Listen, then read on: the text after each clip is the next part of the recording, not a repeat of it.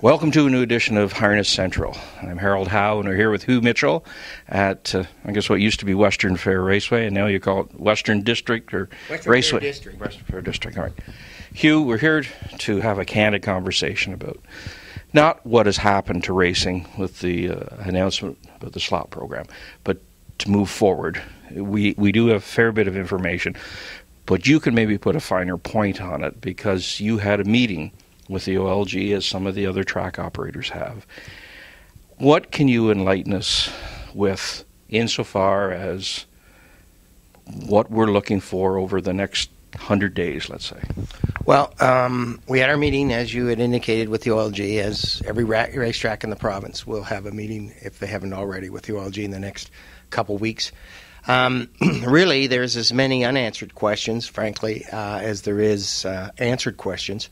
But what we do know going forward is there is a critical path that's been outlined to take us from now till April 1st, 2013. Really encompasses three phases. One, a request for information phase, which will begin within the next couple weeks, might go another month or two, and it's where the OLG will seek information from all sectors and all shareholders and stakeholders in the business. Does that include the people racing horses? That I can't say. I think for the most part, it does include racetrack operators. It does include gaming operators. But I can't say whether it does or doesn't include other parts of the racing industry. Chances are it won't, I would think. You correct me if I'm wrong, because in the existing slot or site agreements, I guess they're properly called, it was between the track operator and the OLG. That's correct. It is a site holders agreement that's between the two parties, us being the racetrack and them being the OLG. Then going on, the second phase would be a request for quote or qualifications, if you will, where the OLG will ask you to submit, if you're interested in bidding on a site or a location in a gaming zone, on a license. And so there'll be some qualifying factors that you'll have to go through to be able to qualify to receive an application, if you will, and that's the third phase, and it'll be defined as a request for proposal. And that phase might begin early to late fall, where the request for proposal will be sought from those interested in applying for a license. We don't know exactly how long that will take in working through those applications and awarding. 60 days wouldn't be an unrealistic term. Oh, I think it'll be well over that, Harold. It'll be. I think their aggressive goal is to have a good many of those RFPs dealt with by April 1st, 2013. But that, admittedly, for them as us, may not be realistic, given the logistics and the amount of groundwork that has to be done between then and now, between now and then. Sorry. So that timeline is not clear, but what is clear, the phases that will go through, and that the first phase will begin within a month or so. When you walked out of the meeting wearing your Western Fair hat, did you have a feeling of confidence or uneasiness? Well, I guess I had a feeling of both. I mean, we weren't surprised, and frankly, I think none of us should be terribly surprised with what's evolving in the gaming environment here in Ontario, and knowing that the government has a $16 billion deficit to deal with, and knowing how our gaming agreement with the OLG was constructed and how it's been going for 13 years. I don't think realistically we should be surprised that there's that as part of the evolution of the gaming environment and landscape in the province, that there's changes were inevitable. I think what surprises us is that there seems to be an excommunication of live racing from the OLG's gaming model. That would appear, and that may be unfair, but from what I see, that's disappointing. But I'm hopeful, as a matter of government public policy, that there'll be some consideration given in due course to racing in another way. But it's clear the OLG's mandate is specific around gaming, and so their discussions to us were specifically around gaming and what the potential ahead might be. I mean, I'm an optimist. Nothing so permanent as change. The winds of change are blowing fiercely, and not just in our industry, but in general in the economy across Ontario. So we can't necessarily control or direct the winds, but we can adjust our sails. And so from Western Fair's perspective, we're going to, going forward, try and adjust our sails. If there are opportunities, we're going to seize them to the best of our ability. And we're focused on moving the business forward rather than looking back. How important to the business model for Western Fair is the current revenue sharing agreement for slot machine money? It's very important, and from two fronts. First of all, from the financial front, I mean, there's some significant revenues generated, $10 million to be exact, off gaming that comes back to this track at this site. And that's half our overall revenue at this site. So it's very significant from that perspective. So going forward, we're going to have to look at altering and amending and changing our business model, whether we're in gaming or not. The second piece, though, which is an important piece for us as a not-for-profit ag society, is that horse racing is a key part of our agricultural mandate. And if we're not able to financially support horse racing going forward, in my mind, that compromises our agricultural mandate, and that's not what we want to do. But there's two major impacts on this association. Your point earlier about the government essentially wanted to divest itself of horse racing. Right? I had one person say to me, it appears that the Ontario Lottery Corporation is Lottery and Gaming is an Ontario government agency. The Ontario Racing Commission is an Ontario government agency. And based on what we're seeing, the Racing Commission appears to have, I guess, been excommunicated, and they're almost being treated like the idiot child you've got that you hide in the back room when visitors come. They have met with the breeders, they've met with racing people, and basically said, you know, there's nothing we can do. You have to come up with a new game plan. And I did an editorial, and these weren't necessarily my ideas last week about, you know, a new organization for racing to self-run itself, if you will. Is that an idiot idea on its own? A good question. You know, me and you have had our differences over the years, but on this front, no, I don't think it's lunacy to think that there's going to be a significant change in the live racing model or the pari-mutuel racing, pari-mutuel wagering on live racing model in this province. It's going to be dramatically different come April 1st or soon thereafter of next year. And the notion of trying to drive some efficiencies, trying to drive some more effective use of human and financial resources into the model by trying to consolidate and contract your bricks and mortar model for pari-mutuel into urban centers. That's inevitable if we're to survive. We have to be thinking about a more consolidated, a highly rationalized industry. The industry will not be kept whole. I hate to say it. It pains me to say that. But realistically, the industry will not be kept whole as a result of this. There's going to be significant changes to each and every one of us. There's going to have to be some painful decisions.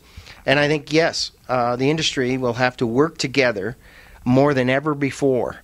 Going forward, under these adverse conditions, live racing has got to put behind them any confrontations or fights or disagreements they've had before, and those that remain are going to have to work together like they've never worked together before, sharing and giving in order to sustain some critical mass for parimutuel going forward.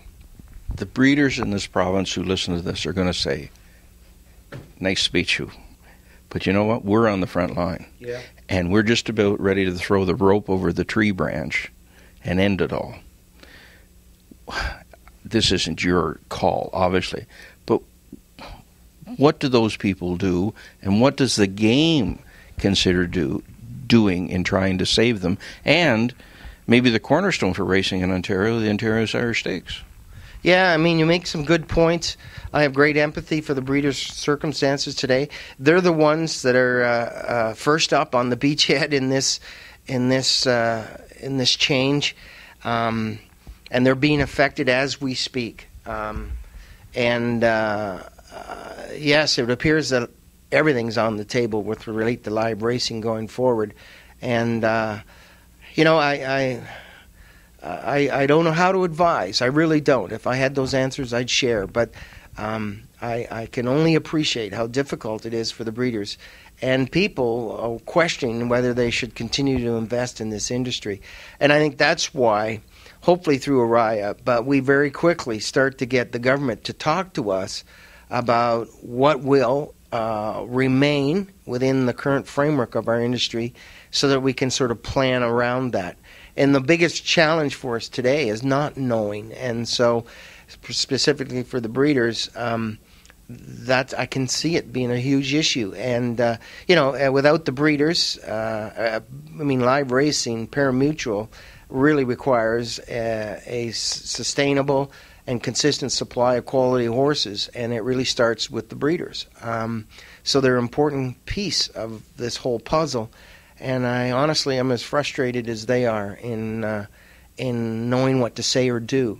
Well, let's speculate. Just hypothetical guess. Half a dozen tracks left? Well, I think you put me on the spot a little bit, but I've been preaching, and others have as well, for some time now, that the live racing model and distribution model of 17 racetracks across this province is antiquated. Frankly, it was antiquated in the mid-'90s when we were on the ropes before the tax reduction and then the slots at racetrack program. And we created, over the course of the last 15 years, some false economies for ourselves, and here we are dealing with it again.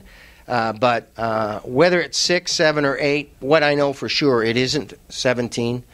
It isn't anywhere near 17. It's probably half.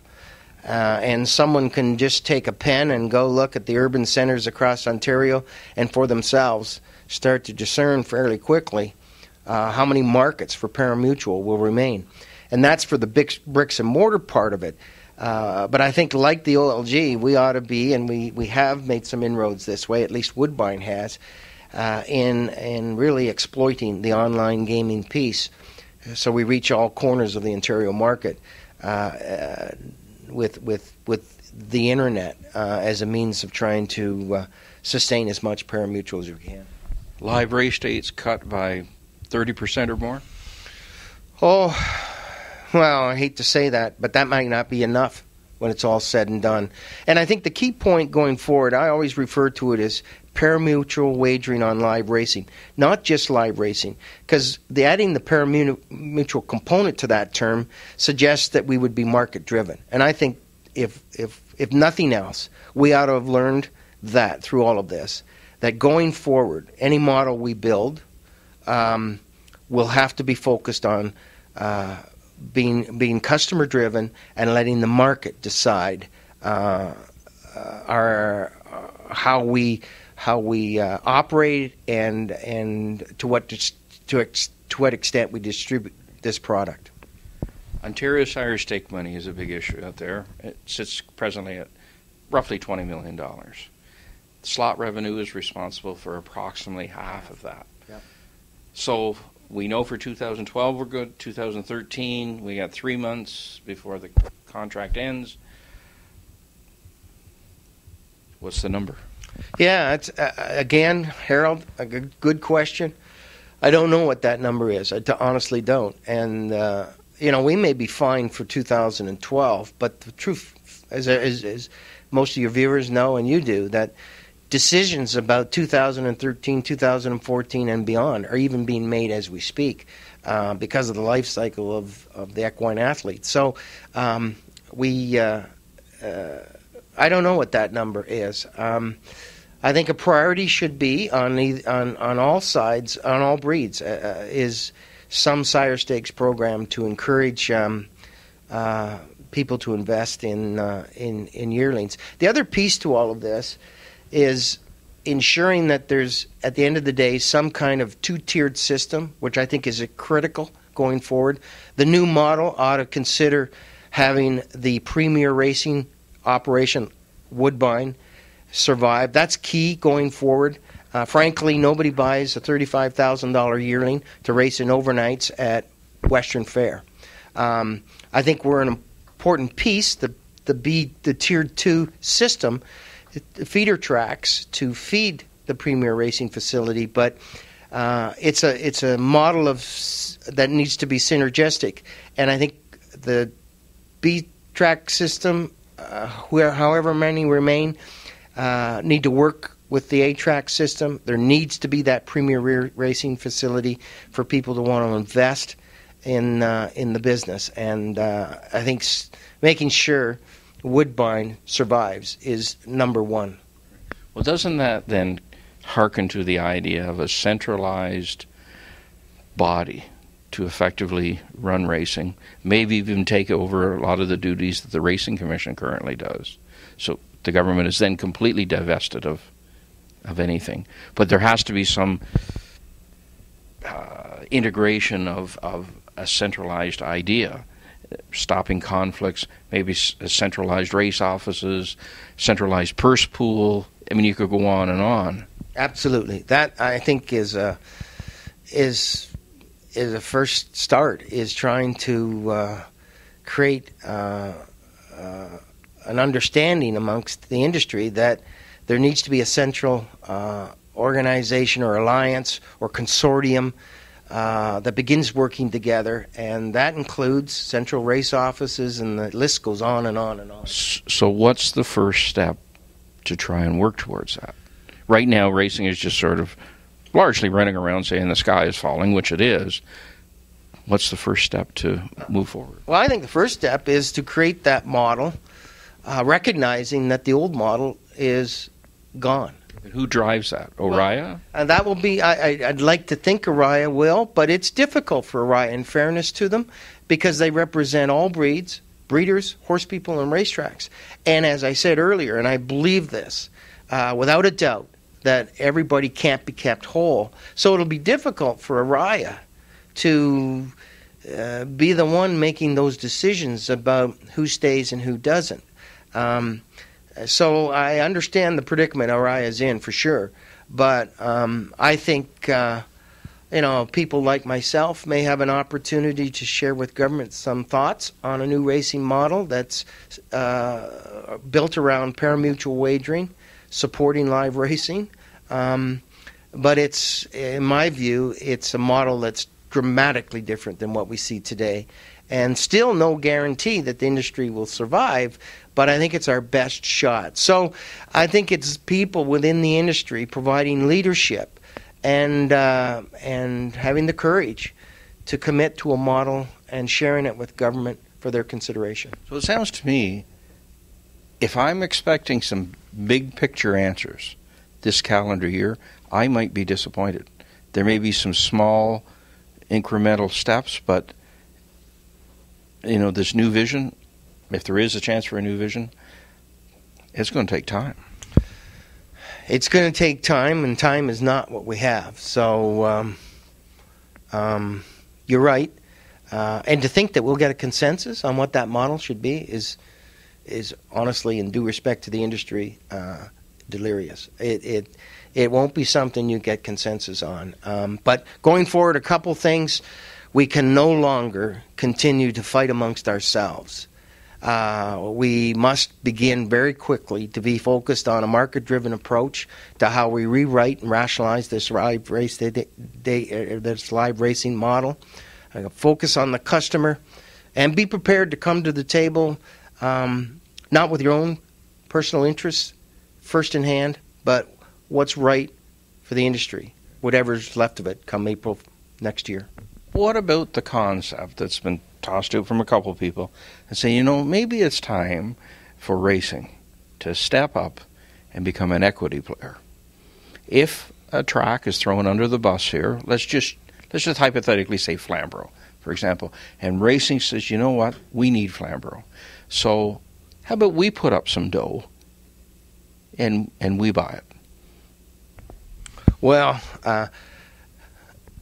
it's a blue sky thought. I mean, we might be more interested as an industry in leasing than we are buying or building, frankly, at this stage in our life cycle. But excuse me, General, you pulled the slots out of Flamborough. What's it worth? Heck of a lot less than what Charlie Juravinski got. Well, that's true. But for those who own that particular site, in due respect, they'd have to, the math would have to work for them. So I just don't know that any kind of racing consortium owning land and buildings is the right answer. Maybe a lease might make a little more sense. But I think the first order of business is getting agreement on what the live racing model looks like, who's racing when, and how many are left. I think that's more important at this stage than deciding how we might implement going forward. Racing's had a great history of loving meetings. We love to meet. And the more the merrier in terms of the number of people in the room. I mean, I think most people look at, and I'm not singling them out, but I guess I am, the United States Trotting Association and Standardbred Canada. Their board is bigger than General Motors, respectively. Excuse me. Numbers don't mean anything. If we have this new model, you couldn't have a track representative from every track. You couldn't have all these different horsemen's organizations. Otherwise, you're back into like 20, 30 people by the time you get all the stakeholders. And are you in agreement that it have to be something much more concise? Absolutely. Absolutely. The days of what we know are long behind us. I think going forward, it's a more compressed, contracted industry, and in my view, a lot less participation than we currently see, because what we currently see is not sustainable and supportable. So, and that comes with a lot of thought, me having to say that, and I know some of your viewers will think that's heresy, but I think we got to be really realistic about what's ahead. And the first step is once the grieving's over, is recognizing that a new day is ahead.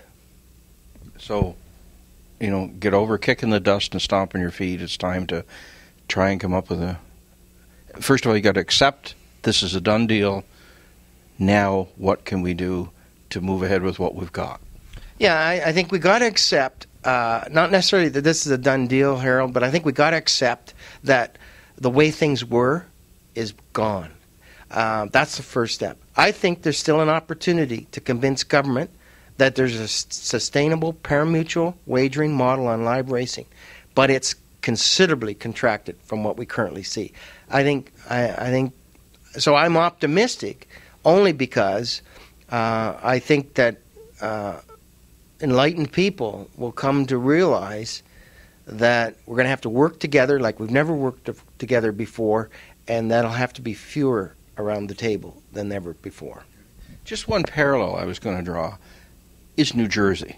New Jersey basically ended up in the hands and knees, and Jeff Gurrell came in and basically became a benevolent dictator, for want of a better term. And he's more or less calling all the shots in that state in every regard. And, they're there. They're grinding away. maybe we're better off than they are, even in this new world, as you call it. Well, I still think there's opportunities. I think the thing that that really needs to happen is who's ever left has to be like-minded. We have to share certain principles and philosophies if we're going to be able to work together. Just to interrupt, do you mean by that, not to put you on the spot, but a track operator has to understand that if they get slots in the agreement, they have to include horse racing. They have to have some fair agreement. It's not just going to be a one-way street. Well, it may not be inside the slot agreement. It may be exterior funding from the government. But I guess the point I'm making is that in order for us to survive, whoever is left, we got to be very like-minded. We got to be very much aligned on principles and objectives and our focus, our business focus. And if there's a group that's really production-driven and there's a group that's really demand-driven, that's going to be counterintuitive. It's not going to work. It induces conflict and confrontation, as we've seen for the last decade. So I think what's very important is those who are prepared to commit to trying to sustain some element of live racing in this province need to be all in line with certain philosophies and objectives and goals. And I think, frankly, we're going to have to put the interest of the whole ahead of the interest of the individuals. And just to back up, just caught you on one point.